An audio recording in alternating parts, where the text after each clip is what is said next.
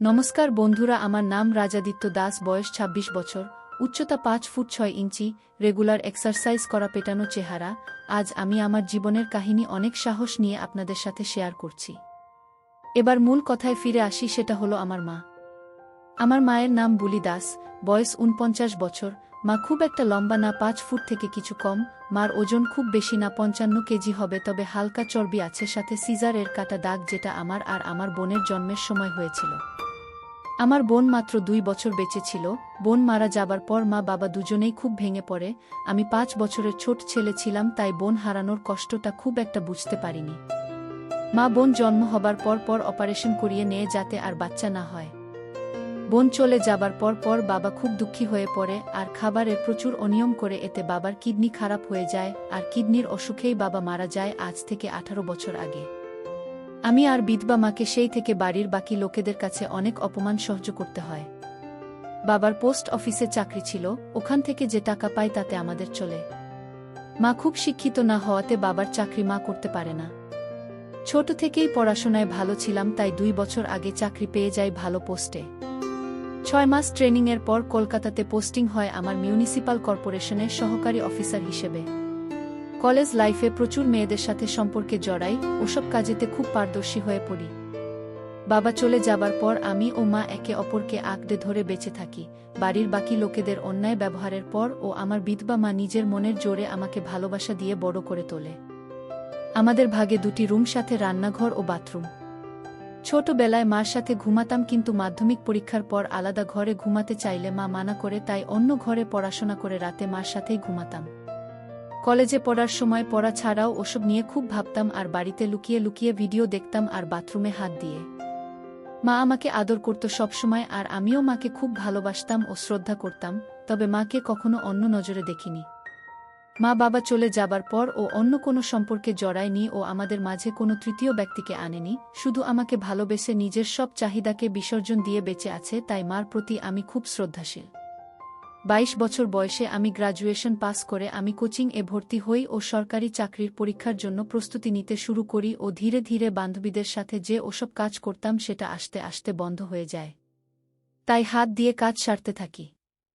ইতিমধ্যে মার সুগার ধরা পড়ে, তাই মার যত্ন ও পড়াশোনা নিয়ে খুব ব্যস্ত হয়ে পড়ি, কারণ একটা ভালো চাকরি পেয়ে মার মুখে হাসি ফোটানো আমার একমাত্র লক্ষ্য হয়ে দাঁড়ায়। আমার চেষ্টা সফল ও হয়, আমি চাকরি পেয়ে যাই, এতে মার চোখে আনন্দে জল চলে আসে। আমি চাকরির ট্রেনিং-এর জন্য বাইরে যাই।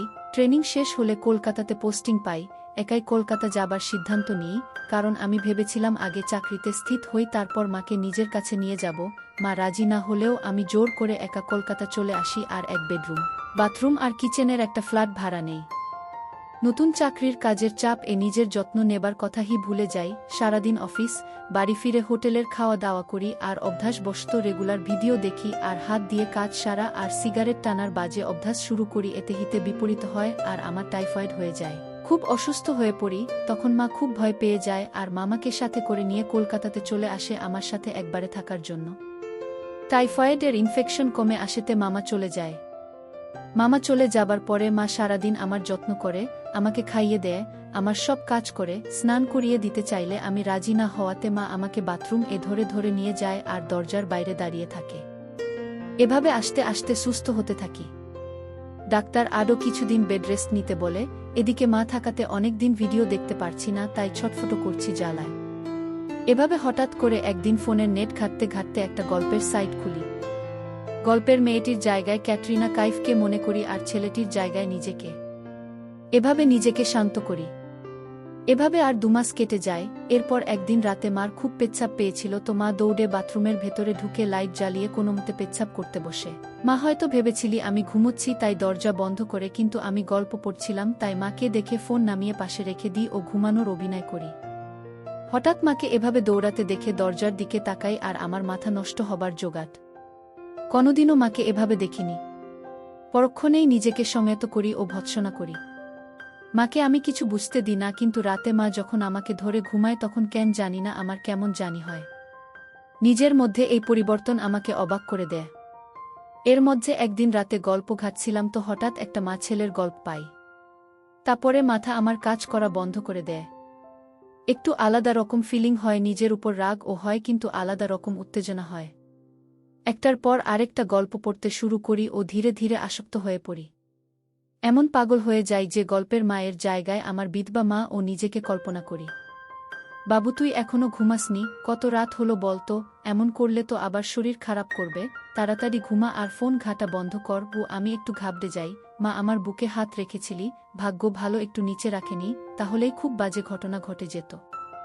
বাবা মারা গেছে প্রায় 18 বছর, মারও জ্বালা আছে নিশ্চয়ই, বাড়িতে আমার বিধবা অভুক্ত মা থাকতে বাইরে কেন যাব, আমাদের মধ্যেও কিছু হলে সেটা একবারে সুরক্ষিত হবে, কেউ জানবেও না, বাচ্চা হবার ও ভয় নেই।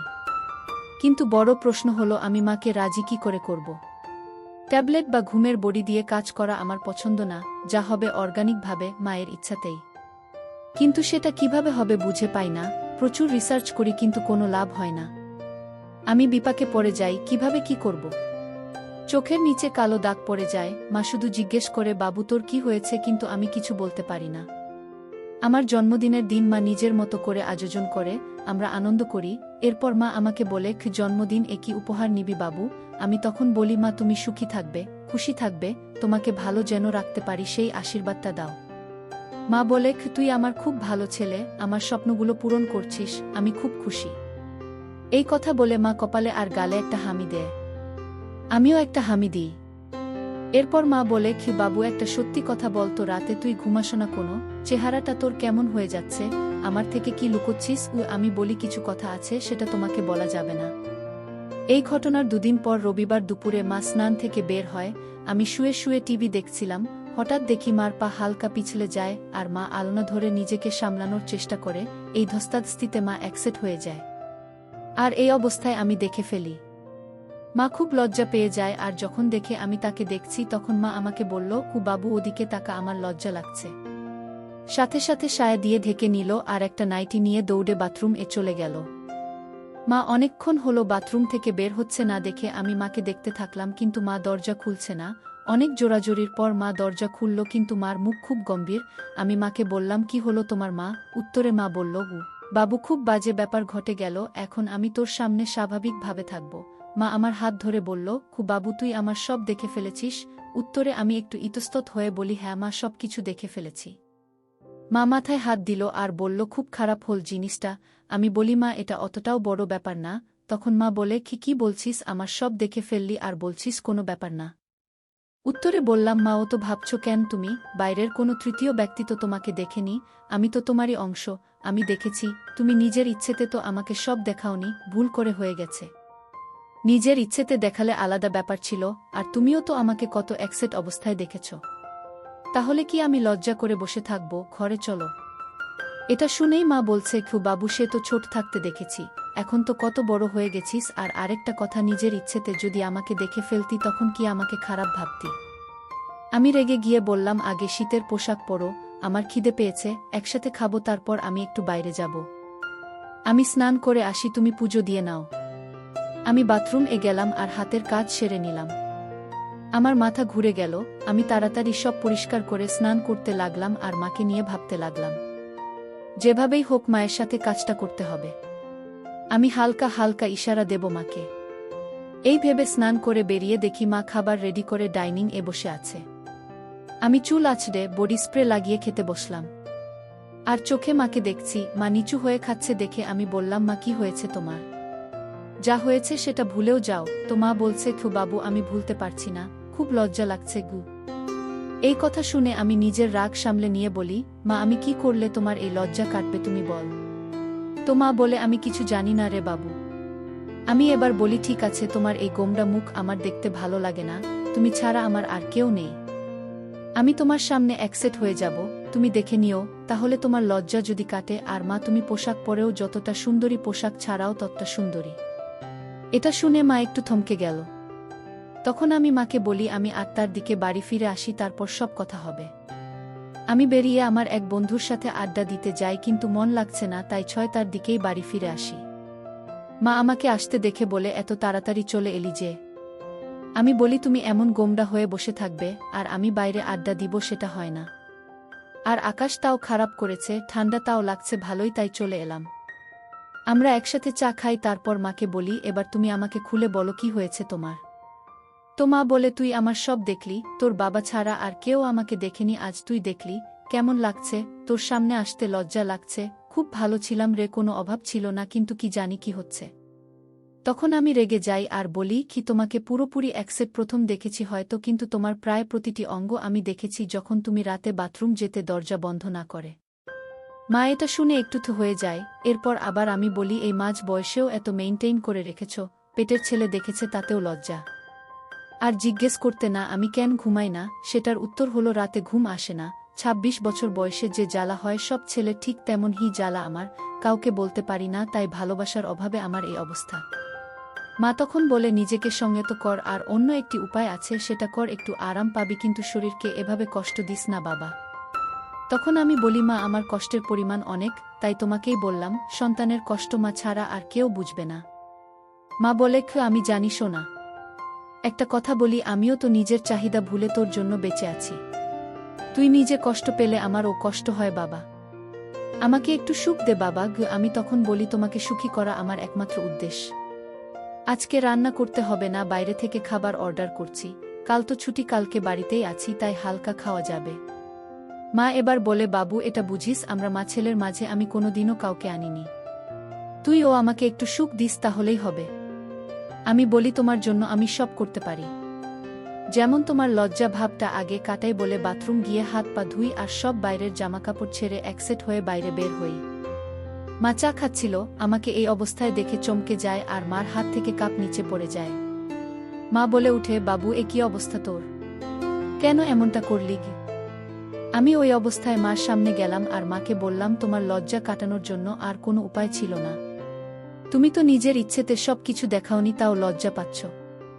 আমি নিজের ইচ্ছেতে তোমাকে সব দেখলাম, কিন্তু দেখো মা আমার একটু ও লজ্জা করছে না। তোমার লজ্জা আশা করি এবার কেটে যাবে, আমরা একে অপরের পরিপূরক, আমাদের মাঝে কেউ আসবে না, তোমার সব কষ্ট আমি দূর করব, এভাবে মনমরা হয়ে থাকবে আমি সেটা দেখতে পারছিলাম না। মা আমার কথাগুলো শুনছিল আর এক দৃষ্টিতে আমাকে দেখছিল, তারপর মা বলল খুব কাপড় পরে নে, অসভ্য ছেলে, ঠান্ডা লেগে যাবে। আর লজ্জা করব না বলে দাঁড়ালো আর একটা হামি দিল আর রান্নাঘরে চলে গেল। নিজেকে আয়নাতে একবার দেখলাম আর ভাবলাম চেহারাটা বেশ আমার। আমি এবার পোশাক পরে নিলাম। ইতিমধ্যে খাবার চলে আসলে আমরা তাড়াতাড়ি খেয়ে নিলাম। বাইরে ঝড় বৃষ্টি শুরু হলো, লোডশেডিং হয়ে গেল, আমরা সব ঠিকঠাক বন্ধ করে ইনভার্টার দিয়ে ছোট বাল্ব চালিয়ে শোবার জন্য রেডি হলাম। আমাদের ফ্ল্যাটটা 3rd ফ্লোরে, ওই ফ্লোর আরেকটি ফ্ল্যাটই আছে, কিন্তু ওনারা বাইরে থাকে। আমাদের উপরে টেরাস গার্ডেন। মা শুয়ে পড়ল, আমি বাথরুম গিয়ে মার কথা ভেবে কাজ করতে লাগলাম, কিন্তু মা ডাকাডাকি করাতে ঘরে চলে আসলাম। মা ঘরে আসতেই জিজ্ঞেস করল এতক্ষণ কি করছিলি গু? আমি বললাম পটি করছিলাম। তো মা হঠাৎ বলে উঠল পটি করছিলি না অন্য কিছু করছিলি কে জানে। আমি কিছু বললাম না, জল খেয়ে সোজা বিছানাতে উঠলাম ও কম্বল গায়ে দিয়ে মাকে বললাম মা আরও গল্প করি, নিজেদের সুবিধা অসুবিধা সব বুঝি, কেবল 10টা বাজে, কাল ছুটি, দেরি করে উঠব। মা বলল ঠিক আছে, আজ থেকে আমি তোকে ঘুম পাড়িয়ে দেব গু। আমি বলি মা একটা কথা জিজ্ঞেস করব, লজ্জা পাবে না বা রাগ করবে না? তো মা বলল আমার লজ্জা তুই কাটিয়ে দিয়েছিস, ক্লাস 5-এ পড়তে আমার সামনে লাস্ট অ্যাকসেপ্ট হয়েছিলিস, আজ আবার হলি, আর তুই যদি নিজের মনের সব কথা আমাকে না বলিস তাহলে আমি রেগে যাব আর তার থেকেও বেশি কষ্ট পাব, আর ভাবব আমার ভালোবাসাতে কি কমতি থেকে গেল যে তোর আমি প্রিয় বন্ধু হতে পারলাম না। আমি একটা শুনে বলি তোমাকে কোনো কষ্ট আর পেতে হবে না, তোমার সব চাহিদা আমি পূরণ করব, তুমি চাইলে আমাকে স্নান ও করিয়ে দিতে পারো তোমার যেভাবে খুশি, আমি মানা করব না। এবার বলো তো মা নিজেকে কি করে তুমি সংযত রাখতে, আর কি করতে যেটা আমি করতে পারছি না, প্লিজ বলো। এই কথা শুনে মা বলছে বাবু আমি খুব খুশি হলাম যে তুই নিজের মনের কথাগুলো খুলে বলছিস গু। তখন আমি বললাম মা আমি সবসময় তোমাকে সব বলতে চাই, তবে তুমি যদি অস্বস্তি বোধ কর তাই বলতাম না, আর তুমি যা লজ্জা পাও তাই বলতাম না, তুমি ফ্রি হয়েছ তো আমি আমার সব তোমাকেই উজাট করে দেব, যেমনটা তুমি চাও। আমার বিধবা মা, আমার প্রিয় বন্ধু আছে, আর কাউকে লাগবে না। তারপর বলতে শুরু করল বাবু তুই এটা ভাবিস না আমাকে শারীরিক কষ্ট পেতে হয়নি, তোর কষ্টের পরিমাণটা হয়তো অনেক, কিন্তু আমার কষ্ট ও কিছু কম ছিল না, অন্য কারো সাথে সম্পর্কে আমি জড়াইনি, তোর মুখ দেখেই নিজেকে সংযত রেখেছি, কখনো কখনো নিজেকে নিজেই ঠান্ডা করতাম, বাস আর কিছু না। জানতাম এটা শরীরের জন্য ঠিক না, কিন্তু আমার আর কিছু করার ছিল না। তোর জন্য সব কিছু বিসর্জন দিয়েছি বাবু। আমাকে এবার একটু সুখের মুখ দেখাস। আমার একটু খারাপ লাগল। আমি বললাম, সরি মা, আগে যা হয়েছে ভুলে যাও। আমি তোমাকে এখন থেকে এতটা ভালোবাসব, আদর যত্ন করব, তুমি সব কষ্ট ভুলে যাবে। মা তখন বলল, বাবু, তোর তো উপায় আছে নিজের চাহিদা মেটানোর, তাহলে নিজেকে নিজে ঠান্ডা করার চেষ্টা করিস না। খুব খারাপ। আমি বলি, মা, ডাক্তার ও আমাকে মানা করেছে, কিন্তু মা, আমার কোনো বান্ধবী নেই। আমি এখন কোনো সম্পর্কে জড়াবো না, আগে তোমাকে পৃথিবীর সুখ দেই, তারপর দেখা যাবে। তখন মা বলে, কি, আমার ছেলে বড় হয়ে গেছে, কিন্তু সব সুখ কি আর পারবি? সব সুখ সবার কপালে থাকে না। তখন আমি বলি, কি এমন সুখ যেটা তোমার ছেলে তোমাকে দিতে পারবে না মা? তখন মা আমার গালে হাত দিয়ে আমাকে বলে, পারবি না রে বাবু, পারবি না, আমাকে ওই সুখ দিতে পারবি না। আমি বলি, কোনো মা, আমি কেন পারবো না? নিজেকে ও তোমাকে সব সুখ দেব, তোমার সব চাহিদা পূরণ করব, এই প্রমিস করেছি। শুধু তোমাকে মুখ ফুটে বলতে হবে। মা তখন বলে, কি, ছেলেকে কি এটা বলা যায় বাবু? পৃথিবীর সবচেয়ে নিষিদ্ধ জিনিস, লোকে জানলে থুথু করবে। আমি মার হাত ধরে বলি, মা, একটা কথা আমার মাথার দিব্যি দিয়ে বলো তো, তুমি কি সত্যি চাও না আমাকে উপযুক্ত মনে করো না? আমাদের দুজনের এই জীবন, এই একাকী জীবন, আমাদের মাঝে কেউ কোনো দিন আসেনি আর আসবেও না। আমার জন্য সব বিসর্জন দিয়েছিলে, আমার জন্যই সব ফিরে পাবে। তুমি নিজেই বললে তোমার ছেলে বড় হয়েছে আর আমরা বেস্ট ফ্রেন্ড, তাহলে কি মা আমি? মা কান্না করে উঠল আর বলল, কি, তোর থেকে উপযুক্ত আর কেউ না রে বাবু, শুধু আমার মাতৃত্ববোধ আমাকে আটকাছে। আমি তখন বলি, আমি কিছু কথা বলবো, তাহলে তোমার মাতৃত্ববোধ আরও জেগে উঠবে, কিন্তু সেটা আমাকে আপন করার দিকে। মা, তুমি কি জানো, আমি শরীর খারাপের সময় ইন্টারনেট থেকে গল্প পড়তাম আর নিজেকে ঠান্ডা করতাম। গল্প পড়ে হঠাৎ তোমার আর আমার কথা মনে পড়ে যায় আর খুব গরম হয়ে যায়। মনের চাহিদা তোমাকে পাবার চাহিদাতে পরিবর্তন হয়, কিন্তু কোনো পথ খোলা না থেকে খুব কষ্ট পাই। ডাক্তার দেখায়, সেটা তো তুমি জানোই মা। মা, তোমার ছেলে বেড়াজালে জড়িয়ে পড়েছে। আমি খুব কষ্ট পাচ্ছি মা, আমাকে বাঁচাও। তোমাকে লুকিয়ে লুকিয়ে দেখি, তাই সেদিন তুমি খুব লজ্জা পাচ্ছ দেখে আমি নিজেই অ্যাকসেপ্ট হই, সব দেখানোর জন্য। আমি তোমাকে সুখ দিতে চাই, তোমাকে সুখী করতে চাই, ছেলের কর্তব্য পালন করতে চাই। তুমিও আমার কষ্ট দূর করে মায়ের দায়িত্ব পূরণ কর। আমাকে নাও মা। মা তখন বলে, কি, তোর মনে এত কিছু ছিল বাবু, তোকে আমি নিরাশ করব না বাবু। আমাকে সুখ দে, তবে বন্ধুর মতো না, যা হবে মা ছেলে হয়েই, আমি মা হয়েই তোর কাছে সব চাই।